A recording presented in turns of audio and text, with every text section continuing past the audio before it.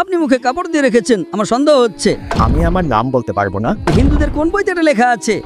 আমি এটা বলতে চাইছি যে এই যে ধারণাটা, প্লিজ আপনি প্রথমে রেফারেন্স দিন, তারপর তুলনা করুন। এক মুখোশধারী বিধর্মী ডক্টর জাকির নায়েককে এক কঠিন প্রশ্ন করলে। আপনি মুসলমান না অমুসলিম?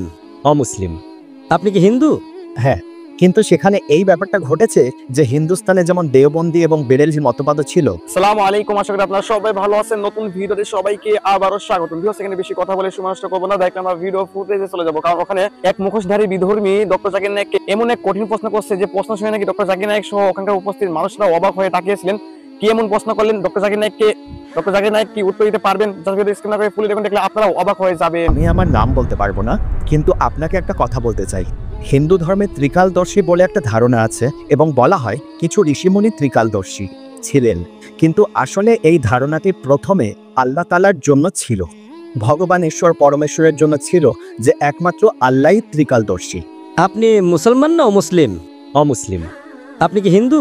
হ্যাঁ, কিন্তু সেখানে এই ব্যাপারটা ঘটেছে যে হিন্দুস্তানে যেমন দেওবন্দি এবং বেরেলভি মতবাদ ছিল, তাহলে এটা কি ঠিক নয় যে বেরেলভি মতবাদ ত্রিকালদর্শীর ধারণাটি হুজুর আকরাম সাল্লাল্লাহু আলাইহি ওয়াসাল্লামের জন্য গ্রহণ করে, একই রকম যে তিনি বর্তমান, অতীত, ভবিষ্যৎ তিনটেই জানেন।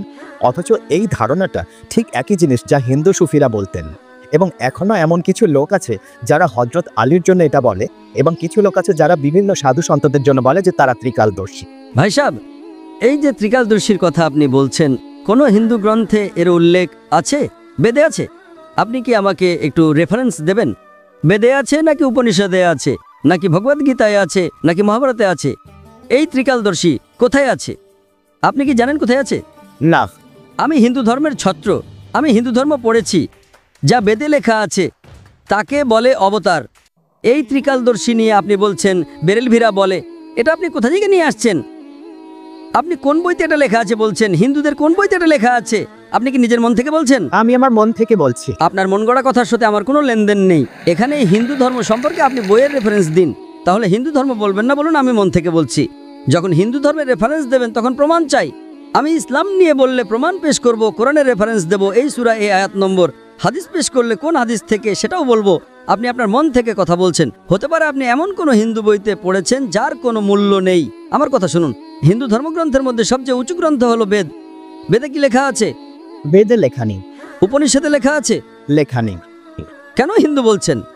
আমি এটা বলতে চাইছি যে এই যে ধারণাটা আমরা নিচ্ছি। আমরা নিচ্ছি না, ধারণাটাই জানি না কোত্থেকে আপনি নিচ্ছেন। আমরা বলি না যে মোহাম্মদ সাল্লাল্লাহু আলাইহি ওয়াসাল্লাম বর্তমান, অতীত, ভবিষ্যৎ জানেন। এটা আপনি বলেন, আমি বলি না। মুহাম্মদ সাল্লাল্লাহু আলাইহি ওয়াসাল্লাম পৃথিবীর শ্রেষ্ঠ মানুষ, সর্বশ্রেষ্ঠ। তার কাছে ততটুকু ইলমে গায়েব ছিল যতটুকু আল্লাহ তাআলা বলেছেন। তিনি অনেক অতীত, বর্তমান, ভবিষ্যতের কথা জানতেন, কিন্তু সবটা নয়। আল্লাহ তাকে যতটুকু জানিয়েছেন তার কাছে ঠিক ততটুকু ইলমে গায়েব ছিল। আমি আসলে দুটোর তুলনা করছিলাম যে প্লিজ আপনি প্রথমে রেফারেন্স দিন, তারপর তুলনা করুন। আপনি রেফারেন্স না দিয়ে এমন কথা বলছেন, আপনি শুধু বিভ্রান্ত করছেন। আপনি বুঝলেন তো? মুখে কাপড় বেঁধেছেন, নাম বলছেন না, কোনো সমস্যা নেই। গতকাল এত হিন্দু এসেছিল, গতকাল এত প্রশ্ন করেছে, আপনি মুখে কাপড় দিয়ে রেখেছেন, আমার সন্দেহ হচ্ছে। আপনি রেফারেন্স দিন, আমার কোনো আপত্তি নেই, নইলে অন্য কোনো প্রশ্ন করুন। আমার দ্বিতীয় প্রশ্ন হলো, যেমন নাস্তিক শব্দটি আছে, এখন ইসলামে কাফির শব্দটি আছে, তো এই দুটো শব্দ কি একই? ভাই সাহেব প্রশ্ন করেছেন যে নাস্তিক এবং কাফিরের অর্থ কি এক? না, এক নয়। নাস্তিক মানে যে খোদা বা ঈশ্বরকে মানে না, সে বলে তার অস্তিত্বই নেই, অ্যাথিস্ট। নাস্তিক মানে অ্যাথিস্ট, মানে সে বলে খোদার কোনো অস্তিত্বই নেই।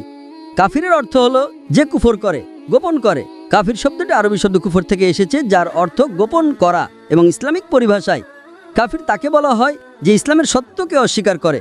গোপন করা বা অস্বীকার করাকে কুফর বলে। যদি কেউ আল্লাহ সুবহানাহু ওয়া তাআলা বা আল্লাহর আদেশ নিষেধ না মানে এবং অস্বীকার করে, তাকে আমরা কাফির বলি। তো কাফির নাস্তিক হতেও পারে, নাও পারে। এই দুটো শব্দ আলাদা, কিন্তু নাস্তিক মানে যে খোদাকে মানে না। কাফির খোদাকে মানতে পারে, কিন্তু ভুল খোদাকেও মানতে পারে। ইংরেজিতে আপনি যাকে কাফির বলছেন তাকে অ্যাথিস্ট বলে, নাস্তিককে ইংরেজিতে অ্যাথিস্ট বলে। কাফিরকে বলা হয় ওয়ান হু রিজেক্টস। দুটোর মধ্যে পার্থক্য আছে। হতে পারে কখনো নাস্তিক আর কাফির এক হয়ে যায়, নাস্তিক কাফির হতে পারে, কাফির নাস্তিক হতে পারে। দুটোর অর্থ আলাদা। নাস্তিক মানে যে খোদার অস্তিত্বে বিশ্বাস করে না, কাফির হলো যে অস্বীকার করে। হতে পারে একজন মানুষ খোদাকে মানে কিন্তু সঠিক খোদাকে মানে না, সেও কাফির হতে পারে।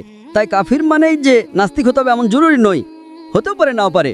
আশা করি উত্তরটা পেয়েছেন। তো ডক্টর জাকির নায়েকের প্রশ্ন উত্তর আপনাদের কাছে কেমন লাগছে অবশ্যই কমেন্ট করে জানাতে ভুলবেন না। যদি এই ভিডিওটি আপনাদের কাছে ভালো লেগে থাকে তাহলে এই ভিডিওটা একটা লাইক করে দিবেন। আর হ্যাঁ, এমন টাইপের ভিডিও যদি আপনার কাছে পছন্দ হয়ে থাকে তাহলে এই চ্যানেলটি আপনাদের জন্য, এজন্য চ্যানেলটিকে সাবস্ক্রাইব করে পাশে থাকা বেল আইকনে ক্লিক করে রাখুন। দেখা হচ্ছে সামনে আবার কোনো একটা ভিডিওতে, সেই পর্যন্ত সবাই ভালো থাকুন। আসসালামু আলাইকুম।